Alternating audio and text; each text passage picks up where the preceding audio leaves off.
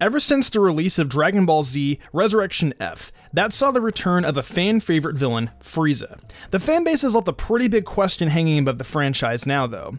Who is returning next? Now, one would probably assume that the answer to that question would be Broly, and I suppose that could be considered correct, but not exactly. The original Dragon Ball Z movies focusing on Broly, movies 8, 10, and 11, are not canon to the overall story that flows through the saga of Dragon Ball. Seeing as that is the case, Dragon Ball Super Broly is the actual debut of this Saiyan and the main Dragon Ball mythos, meaning his return isn't exactly the same as Frieza's in Resurrection F. Though discounting the already incorrect idea of Broly is the answer, the next character you probably think of is Perfect Cell. Perfect Cell is of course the next villain in line after Frieza in the Dragon Ball Z story, so it only makes sense that fans would immediately jump towards him as the next villain to return. This has led to many theories and ideas shared among the fan base in regards to what a new form beyond his perfection could be, like Platinum Cell, to follow the pattern set by Golden Frieza. While it would make sense for Cell to have a new form, there is mainly one issue standing in the way of it, as well as him returning at all.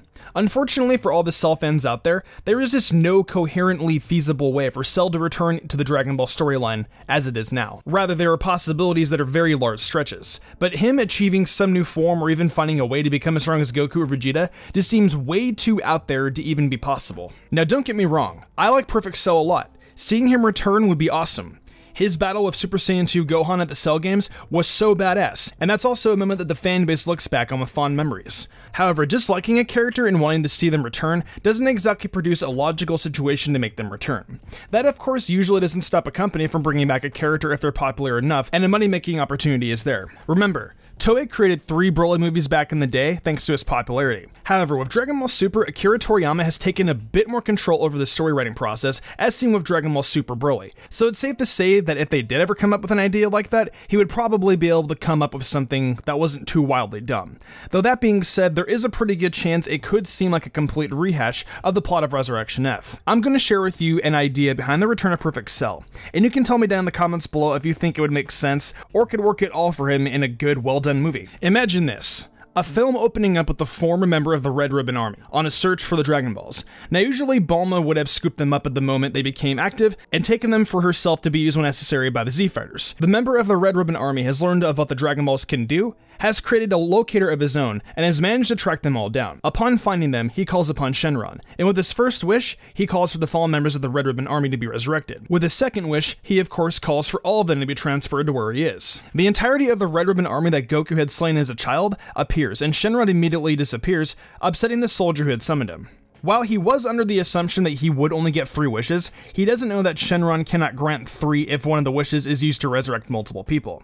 Commander Red immediately calls for all soldiers to kill the one who brought them back to life, for what he refers to as stupidity for not wishing their base to be rebuilt. With the army now together once more, Android 20 emerges from the mass of soldiers and scientists. Commander Red questions why he can see Gero's brain, to which the android responds by quickly killing multiple members of the army.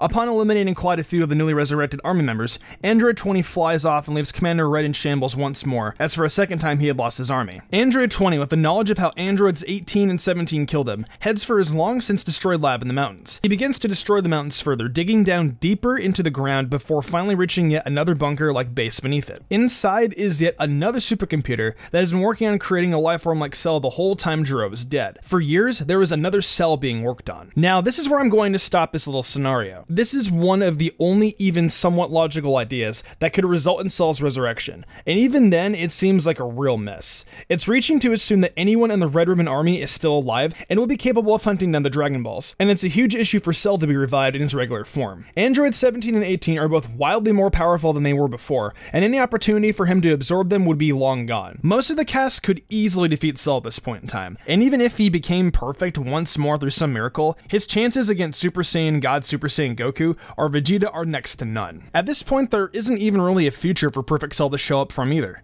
Future Trunks' timeline was erased by the Omni King, and the one Trunks now resides in is past the point of being affected by Cell. If Toei really wanted to do something to bring him back, it would have to be convoluted, most likely plot hole filled mess, and if they wanted to make him strong enough to be any sort of threat to anyone in the series at this point, they would have to rehash what they did with Frieza and force him to train wildly for a period of time to finally achieve some new form. At that point, it would be pure fan service to people who can't let go of Cell and become a mediocre movie at best, which quite a few people already consider consider Resurrection F and most certainly its Dragon Ball Super Arc counterpart to be. Also, if it wasn't obvious at this point, if Toei did something similar to the scenario we discussed earlier, we would have a Cell that is entirely different from the one we know about. This would be an entity with no connection to the previous Cell except by cells, no pun intended. Is there really a point in seeing this character return if it's essentially just a different conscious in a familiar body? It seems at that point they may as well create an entirely new character that looks similar to Cell's body configuration, as opposed to outright bringing him back without the memories he already has of the Z-Fighters. It's honestly a lot smarter for Toei to leave Cell in the past, as they have already gotten lucky once with bringing back Frieza,